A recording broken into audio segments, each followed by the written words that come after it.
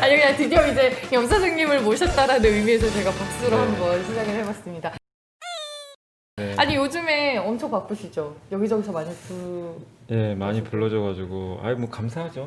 여기 또 그 제가 좋아하는 그 이창진 아나운서께서 아유, 또 염차장님. 직접. 내가 제일 먼저 알아봤는데 방송에서. 그러니까요. 그러니까 이거, 제가 이제 3프로 얘기해도 되죠? 예, 돼요. 3프로 TV 나간 것도 네.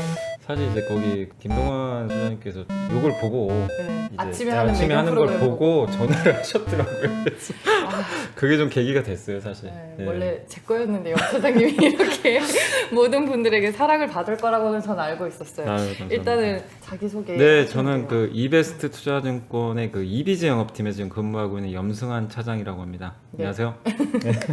애칭이 염블린 거는 아시죠? 네, 갑자기 왜 염불?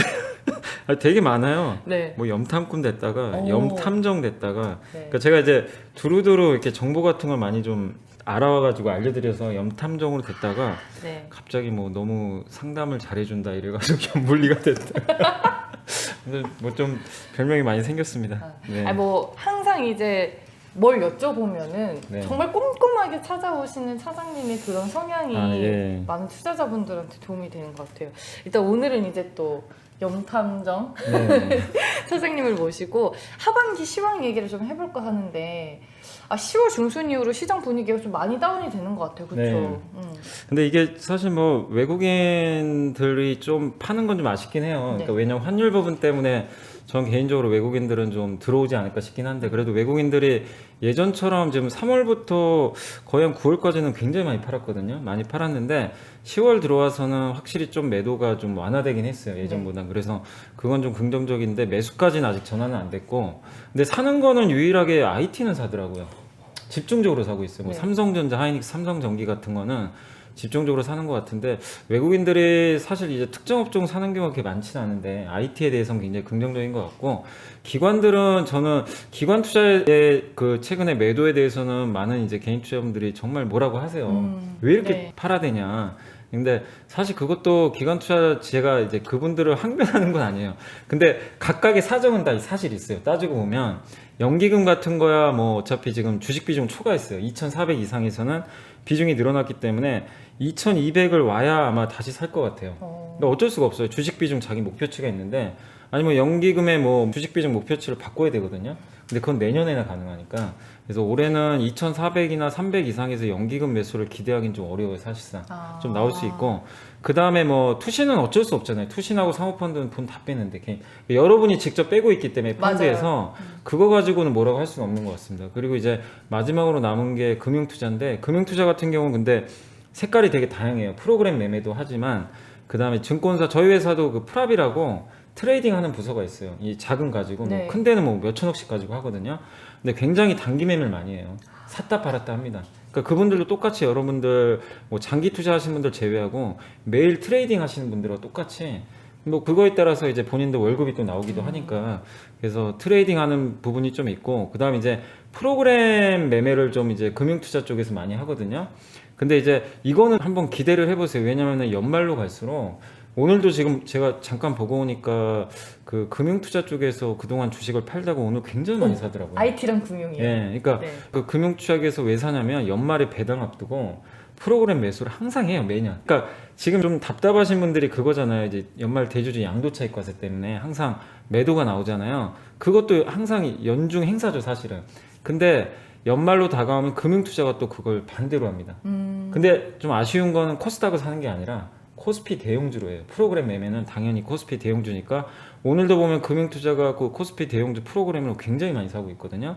그러니까 연말 한 뭐 12월까지는 좀 봐야 되겠지만, 대용주가 항상 연말장에 좀 더 코스닥보다 강했던 게 그런 수급적인 이슈예요. 뭐 이게 대용주가 더 매력 있다 이게 아니라, 수급적인 이슈 때문에 중소형주는 대주주들이 조금만 주식을 팔면 흔들릴 수밖에 없는 상황인데, 이 대용주는 사실 뭐 시가총이 크기 때문에 팔아도 큰 영향이 없는 데다가 기관 투자들이 그렇게 매수를 항상 이 연말에 좀 해주거든요. 이런 것들이 결국 지나놓고 보면 별것도 아니지만 항상 10월, 11월 되면 꼭 이런 일들이 발생해요. 그래서 그런 거 염두에 두시고, 그래서 제가 뭐 최근에 이제 방송 나가서도 좀 중소형주보다는 대형주 위주로 좀 하라고 말씀드렸던 게 네. 그런 좀 수급적인 이슈니까 이 전체적인 흐름에 대해서 여러분들이 너무 그냥 민감해하지는 마셨으면 좋겠어요. 어차피 이거 시간 지나면 다 해결될 문제입니다.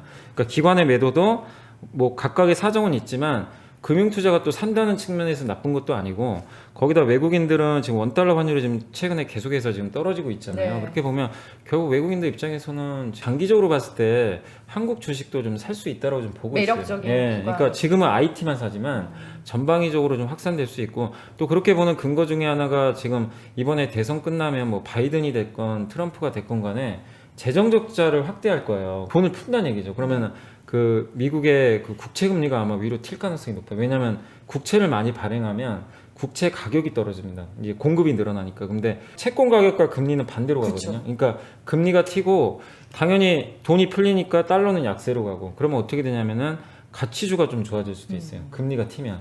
그 오늘 은행주들 많이 가잖아요. 네. 사실 이제 그런 부분 때문인데, 그러면은 지금은 IT 위주로 사지만 나중에 그런 시나리오가 현실화되면 11월 달에 원화가 계속 강한 쪽으로 간다고 가정을 하면 외국인들이 좀 부진했던 뭐 금융주가 됐건 뭐 산업재, 화학, 철강 이런 것도 조금씩 담아갈 수가 있거든요. 좀 중소형주가 가지면 좋겠지만 현실적으로 그런 수급 이벤트 때문에 좀 쉽지 않다는 거 감안해 봤을 때 이 외국인과 기관의 순매수에 의해서 한 11월, 12월까지는 또 대형주가 의외로 강할 수도 있어요. 그래서 투자하시는 분들, 여러분들이 가지고 계신 포트폴리오가 뭐 다양하시겠지만 강조드리고 싶은 건 일단 한 12월 중순까지 놓고 봤을 때 대형주가 조금은 있어야 돼요. 그러니까 나는 너무나 중소형주에 좀 휩쓸려 있다 지금 포트가 다. 그러면은 일부는 조금 정리를 하셔서라도 대형주를 다 사라는 게 아니라 최소 너의 원금의 한 20% 정도는 대형주가 일부 들어가야 지금 장세에서 조금 흔들리지 않을 수가 있어요. 이게 오늘도 보면 그 코스피는 오르는데 코스닥은 되게 좀 분위기 안 좋잖아요. 그러니까 그런 것들을 염두에 두시면서 조금 뭐 한두 달은 고생하셔야 되겠지만 잘 그런 부분들을 체크하셔서 좀 대응을 하시면 좋을 것 같아요. 그러면은 뭐 외국인이나 기관이 사는 대형주 위주로 좀 따라가야 돼요. 뭐 IT라든지 금융. 지금 네이버랑 카카오는 지금 얘기가 쏙 들어가가지고요. 근데 왜냐면 네. 네이버 카카오는 사실 빠져도 할 말은 없어요. 너무 많이 올랐어요. 사실 그거 가지고 빠진다고 누가 뭐라고 할 수는 맞아요. 없습니다. 솔직히 한 몇 배나 올랐기 때문에. 근데 그런 기업들이 세네 배 올라갈 때 예를 들면 은행주는 지금 전혀 오른 게 없고요. 최근에 많이 나오는 게 지금 제가 보고서를 매일 보는데 백화점 얘기가 많이 나와요. 그다음 편의점. 오늘 보니까 그 저도 이제 딸이 있거든요. 초등학생 딸이 있는데 학교 가기 싫어하더라고요. 사실 근데 왜냐면 일주일에 한 번, 두 번 갔었어요. 근데 이제 이번 주부터는 4일 매일 가야 가요. 돼요. 4일 딱 하루 빼고. 근데 초등학교 1학년은 매일 가야 된대요. 그럼 뭐냐면 이제 사회적 거리두기가 완화되면서 이제 사람들이 이제 어쨌든 또 오프라인 쪽으로 복귀를 하기 시작하는 거예요. 학생들부터. 그러면은 거기서 피해를 받았던 대표적인 업종이 이 편의점 회사들입니다. 왜냐하면 학교 근처에서 매출이 되게 많이 나와요. 학생들이 오고 가며 하면서 또 학원가도 정상화 될 거고, 그럼 당연히 편의점도 정상화 될 수 있고, 거기다가 백화점도 대표적으로 지금 사회적 거리두기 강화 때문에 그동안 피해를 봤잖아요. 완화되면 사람들의 이게 심리가 그래요. 저도 사실은 이번 토요일 날 정말 오랜만에 백화점 갔거든요. 가셨어요. 아니 다른 게 아니라 그냥 돈을 쓰고 싶더라고요. 그러니까 이게 꼭 필요해서가 아니라 이 보복적 소비. 그러니까 막 맞아요. 답답한 거예요. 그러니까 뭐라도 안 쓰면 내가 막 약간 막 짜증이 날 정도의 그런 거 있잖아요. 그동안 맞아요. 주말에는 거의 그냥 안 나가고 다음 주에 준비들 하고 막 그랬는데 이게 사람이 자꾸 이렇게 되다 보니까 소비를 일시적으로 할 수밖에 없는 상황으로. 그러니까 그게 온라인 소비가 아니라 네. 오프라인 소비 쪽으로 좀 일시적으로 몰려요. 근데 이 기업들 보시면 백화점이나 뭐 편의점에 주가들이 뭐 그냥 속된 말로 쩔어 있어요. 그냥 완전히 밑에서 부담도 없고. 그러니까 이런 기업들도 한 번씩 올라가 주는 지금 타이밍인데, 아까 말씀드린 대로 미국의 금리도 올라갈 가능성이 있고 성장주는 너무나 비싸 보이고, 저는 사실 네이버 카카오 내년에도 되게 좋게 봐요, 장기적으로. 근데 지금 단기적인 시각에서 약간 색깔이 좀 한두 달은 바뀔 수가 있어요. 그 점을 염두에 두시고 좀 매수하시는 분들, 성장주가 충분히 하락할 때는 뭐 내년 보고 담으시는 건 좋지만 지금 단기적인 시각에서 뭐 백화점이든 편의점이든 좀 많이 빠졌던 기업들 중에서 그래도 망하지 않을 기업들 선별하시면 저는 뭐 한두 달 안에 또 좋은 수익률 나올 수 있다고 좀 보고 있거든요. 그래서 그런 쪽으로도 여러분들이 좀 생각을 바꾸셔서 투자를 해보시면 좋을 것 같아요. 시장의 색깔이 또 이제 연말로 다가갈수록 바뀌고 있는 거군요. 네, 약간 보복 소비 좀 한번 생각해 보시면 좋을 것 같아요, 진짜. 안 그래도 오늘 이제 백화점 주들이 좋길래, 근데 지난주 금요일에도 신세계랑 롯데쇼핑 이런 애들이 다 네. 좋길래 저는 왜 가나 했는데 오늘 또 그 이유를 차장님께서 네. 말씀을 해주셨네요. 제가 직접 하고 왔으니까. 아니 근데 이제 연말에 가장 걱정하는 게 많은 분들이 대주주 조건 강화 때문이잖아요. 근데 원래 항상 연말에는 말씀해 주셨다시피 좀 수급적인 이벤트가 많은 시기인데 매물 폭탄이 더 많아질까요? 그러면? 항상 연말에 나왔잖아요. 그래서 제가 작년에도 봤어요. 그러니까 최근 몇 년간 체크해봤는데 항상 빠졌어요. 코스피는 큰 영향이 없었다고 치더라도 코스닥 같은 경우는 빠르면 10월 중순, 늦으면 11월 중순부터는 빠져요. 빠지는데 그게 보통 한 달이 될지 두 달이 될지 모르지만 최소 한 달 정도는 이어지더라고요. 작년인가 재작년에도 미국 나스닥 되게 좋은데도 한국의 코스닥은 못 갔거든요. 이게 그 수급 이슈 때문에. 근데 결국엔 그거는 지나갈 이벤트잖아요. 보통 보니까 많은 분들이 연말까지 팔면 내가 대주주 안 되니까 보통은 다 그렇게 생각하세요. 연말까지 장 안 좋구나. 그건 아닙니다. 좀 희한하게 먼저 움직여 버려요. 12월 중순까지 빠지고요. 그 다음에 다 올라가 버립니다. 연초까지. 네. 그러니까 이게 하나의 뭐 팁을 드리면 그렇게 좀 12월 초에서 중순까지 좀 빠질 때 오히려 내가 평소에 사고 싶었던 중소형주 많이 있잖아요. 그런 것들을 12월 초부터 좀 이렇게 조금씩 담아가는 것도 하나의 방법이거든요. 왜냐면 그거는 회사가 나빠서 빠지는 게 아니라 일시적인 수급 때문에 빠지는 거니까 결국 다 회복돼요. 그것도 하나의 팁이니까 중소형주 투자하신 분들은 좀 생각해 주시면 좋겠고, 사실 근본적으로는 저는 이게 너무 잘못됐다고 보는 게, 이게 매년 뭐 하는 겁니까? 이게 매년 이게 비정상이잖아요. 이게 맞아요. 뭐 매년 대주주 그 양도차익 과세 요건 때문에 한 연말만 되면 팔았다 다시 사고 팔았다 다시 사고, 뭐 어떤 분이 그러시다고 이거 증권사 좋은 일만 시키는 거 아니냐. 맞아요. 예, 그러니까 그런 것들도 있는데 좀 불합리한 제도지만 이 제도 내에서 뭐 어쩔 수 없는 것 같아요. 매도하시는 분들은 뭐라고 할 수도 없는 거고, 세금을 회피하고 싶은 건 또 누구나 당연한 또 욕망이잖아요. 그러니까 그런 거 좀 생각하셔가지고 대응하시고, 다만 이제 22일인가요? 그 기재부에서 이제 국감이 또 열리는데, 맞아요. 기재부에서 좀 저는 개인적으로 좀 전향적으로, 지금 또 특수한 상황이잖아요. 그래서 좀 연말 대주주 양도차익과세 요건을 좀 10억 원으로 그래도 유지를 좀 해줬으면 하는 바람인데, 일단 조금 더 상황은 지켜봐야 될 것 같아요. 어떻게 아니 이게 될지는. 뭐 정부 입장에서는 세수 확보가 이제 목적이긴 한데 세수 확보도 제대로 못하고 시장도 망가뜨려져 버리면 그 원성을 저는 어떻게 살지 참 네. 그렇지 않을까요? 시장이 네. 망가뜨려져 버리면. 그러니까 이제 좀 걱정되는 게, 이게 지수가 정말 폭락해야 좀 말을 좀 들으시려는 건지 전 잘 모르겠어요. 그러니까 그 시장에선 계속 좀 얘기를 하잖아요. 지금 여당과 야당고 오랜만에 또 힘을 합쳐가지고 그 기재부 쪽에서 좀 판단을 잘해줬으면 좋겠다 이렇게 요구를 하는데, 지금 기재부에서만 계속해서 그 세금 때문에 좀 이미 결정된 건 물론 맞죠. 맞지만 유연하게 처리할 수도 있다고 좀 보거든요. 이런 문제들은. 그래서 한번 좀 더 지켜보시고, 그리고 아직 시간은 남았어요. 그때 분명히 여당의 한 의원께서 법 개정도 가능하고, 법 개정이 안 되면 또 다른 방법을 통해서도 충분히 할 수 있다고는 했기 때문에, 일단 한번 그래도 희망은 버리지 마시고 한번 좀 지켜보세요. 그럼 결국에는 11월, 12월에 시장의 색깔이 조금 바뀔 때 그거를 우리가 잘 활용을 해서 포트폴리오를 새로 짜야 될 것 같은데, 그러면은 이 편에서는 내년 시장을 저희가 바로 준비를 해볼까 해요. 네. 연초 시장 분위기는 좀 어떻게 연초는 항상 좋았어요, 사실. 1월 효과. 네, 1월 효과 때문에. 네. 그리고 좋을 수밖에 없는 게 1월 달에 항상 보면요, 코스닥이 훨씬 좋아요.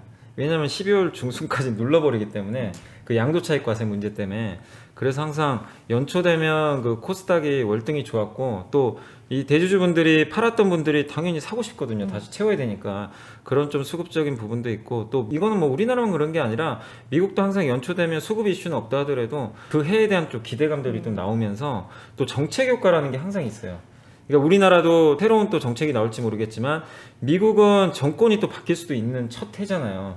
그렇게 되면 바이든이 만약에 됐을 때는 또 새로운 정책들이 또 나오면서 거기에 관련된 뉴스들이 많이 나올 거예요. 그래서 뭐 12월 중순부터 나올지 모르겠지만 그 다음에 대한 정책들이 새로운 것들이 많이 나오니까 항상 그런 것들 좀 잘 체크해 보시면 좋겠고, 그 다음에 저는 좀 제일 답답한 얘기가 자꾸 버블이라 그러더라고요, 우리나라. 아니 근데 뭘 올랐어요, 버블이. 그러니까요. 버블이라고 논하기에는 아니, 아직 배고픈데요. 10년 동안 지금 지수가 똑같은데 버블이라면 난 너무 억울하지 않나. 한국 투자자분들 너무 무시하는 발언 아닌가. 뭐 먹은 게 있어야죠. 네. 그러니까 물론 1400에서 사신 분들이야 버블이라고 느낄 수도 있죠. 많이 올라왔으니까. 근데 그런 분들 제외하고 대부분 평균치를 내보면 지금 지수가 2300, 400이니까 그냥 평균입니다. 그래서 10년 동안 횡보한 자리밖에 안 되기 때문에 지금 여전히 저는 뭐 버블은 아니다 이렇게 보고 있고, 그리고 중요한 게 뭐냐면은 보면은 내년에 대한 이익 추정치는 계속 지금 올라가요. 이제 코로나가 좀 정상화 될 거고 아마 백신도 나올 것 같고 그럼 올해보다 내년이 당연히 좋아지는데 여기서 한 가지 키포인트가 뭐냐면 내년에 좋아지면 이제 금리 인상에 대한 두려움이 좀 있잖아요. 근데 분명히 연준이 못을 박았어요. 네. 우리 3년간 금리 안 올립니다. 뭐 물가가 엄청나게 오르지 않는 이상. 근데 물가가 지금 당장 튈 만한 요인도 안 보이고 그래서 적어도 내년에는